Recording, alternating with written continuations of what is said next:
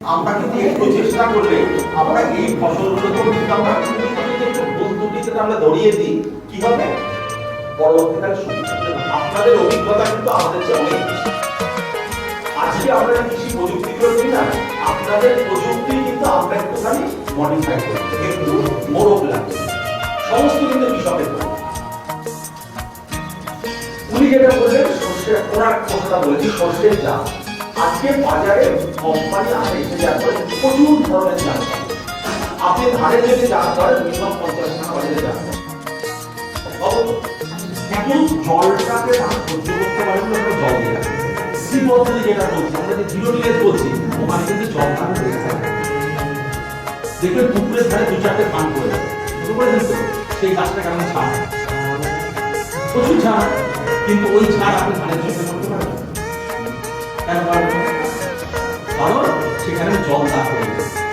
আমাদেরকে 5 টাকা পুকুরের ধারে একটা যদি ধান পড়ে যায়, সেখানে দেখবেন প্রায় 40টা 50টা 5 টাকা, আর জমিতে যদি 40টা 5 টাকা আসতে পারবে, যতই সার দিন যায় কোনোদিনই পারবে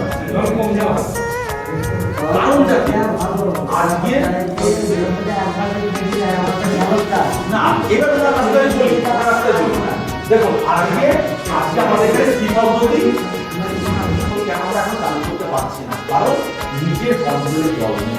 উনি যে প্রশ্নটা করলেন যে একবার জল পেলে পরের জলটা কবে পাবো না, আজকে যখন আমার নিজের জল থাকবে তখন এই প্রযুক্তিগুলো দেখা দিতে পারবো। আজকে যেহেতু আমার নিজের জল নেই, মানে আজকে দরকার হলো আমি আজকে ইচ্ছা করে জলটা খেতে পারবো, সেজন্যই কিন্তু বাধ্য হয়ে আমাদের জলের চুবিয়ে রাখতে, কারণ পরের জলটা আমি কবে পাবো বাস্তব সমস্যা। কিন্তু যদি নিজের কন্ট্রোলে জল থাকে, আমি একবার যে দিচ্ছে জল মাটি ভিজে থাকবে, জল দাঁড়িয়ে থাকবে এবং এই জন্য দেখবেন আমনে মানে একদম কেটে গিয়ে না হয়ে গেলে আমনের প্রোটিন কমে যায়। কারণ কি? ও মাটিটা শুকায়, মাটিটা হালকা চিট ফাটতে যাচ্ছে, যত মাটিটা হালকা চিট ফাটতে যাবে হাওয়া বাতাস গেলে দেখবেন ধানের জমিতে ধান মারলে ধান গাছ উঠে যায়। ধান গাছে বললাম পুকুরের ধারে ধারে পড়ে থাকে, টেনে ওই ধান গাছ তুলতে পারে, ওর শেকড় অনেক ভেতরে চলে যায়। আর আজকে আমরা যে চাষ করছি তার ধানের শেকড় ভেতরে ঢুকতে হবে। সারের কথায় চলে আসি, ধানের ক্ষেত্রেও কিন্তু আমরা বলবো কি অবশ্যই ধানের ক্ষেত্রে একটা মাদার পাতানো বাবা একবার দুবার তিনবার অনেক বাদামি শস্য পোকা কেমন আসে এখানে? আচ্ছা বাদামি শস্য পোকা কেমন আসে এখানে? ভ্যান ভ্যানে বলে অনেকে বাদামি শস্য পোকা বলে, আছে তো না? খুব একটা আসে না, ভ্যান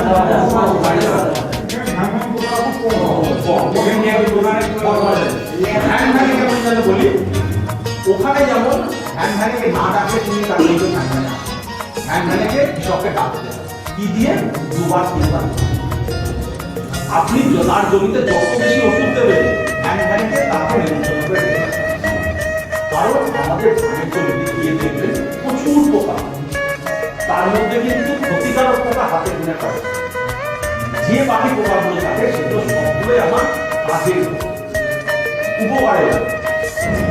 ভ্যান ভ্যানে কোথায় থাকে বা বাদাম শস্য পোকা গাছের উপকারে। আমি যখন মাছটার জন্য দুবার তিনবার ওষুধ করি, সে কি করে আমার উপরে যে পোকারি পোকা সেগুলো সব খেয়ে মেরে দেয়। এরপরে কি হচ্ছে, গাছের গোড়ায় যে বাদাম শস্য পোকা একসাথে এসে যায়, সেরকম খামার খুব তাড়াতাড়ি আবহাওয়া অনুকূল হলে খুব তাড়াতাড়ি আবহাওয়া অনুকূল একটা কথা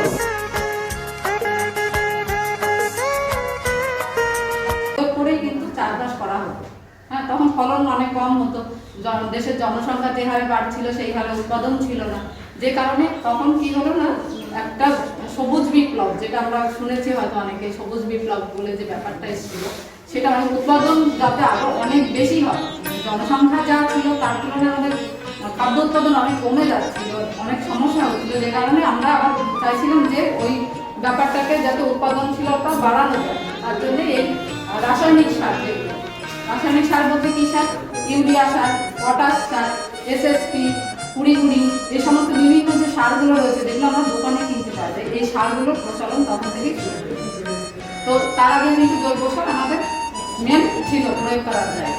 তো এই জৈব সার মানে না দেওয়ার ফলে এখন আমরা কি হচ্ছে কন্টিনিউয়াস যেহেতু আমরা এই রাসায়নিক সারগুলো ব্যবহার করছি, এই রাসায়নিক সার ব্যবহার করার ফলে এবং অত্যাধিক মাত্রায় আমাদের আগে যেখানে দুটো ফসল, তাহলে আমাদের মাটিটা প্রিপারেশন করার জন্য ডিপ প্লাউইং মানে গভীর চাষ দিতে হবে।